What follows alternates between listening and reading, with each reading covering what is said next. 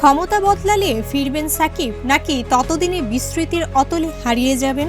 মাঠে বাংলাদেশ বনাম পাকিস্তানের উত্তেজনাকর ম্যাচ, আর গ্যালারিতে চুপচাপ বসে খেলা দেখছেন বিএনপির মহাসচিব মির্জা ফখরুল ইসলাম আলমগীর।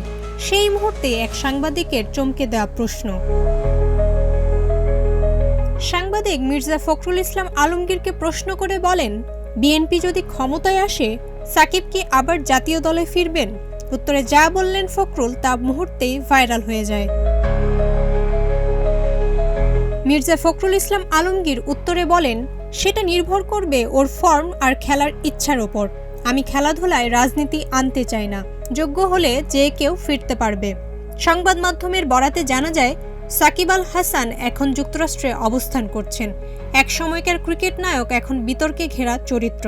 2024 সালের নির্বাচনে ফ্যাসিস্ট আওয়ামী লীগের প্রার্থী হয়ে মাগুরা 1 আসনের এমপি হন তিনি। কিন্তু এরপর জুলাই অভ্যুত্থানে ছাত্র জনতা যখন রাস্তায়, সাকিব তখন ছিলেন চুপচাপ।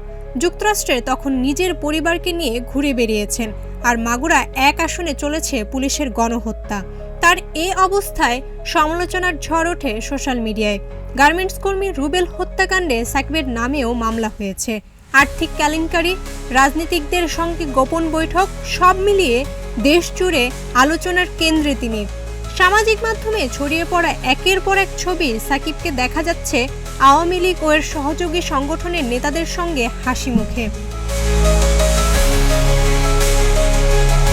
তবে সবচেয়ে বড় প্রশ্ন, এই সাকিব কি আর মাঠে ফিরবেন? ফিরলেও কাদের হয়ে খেলবেন?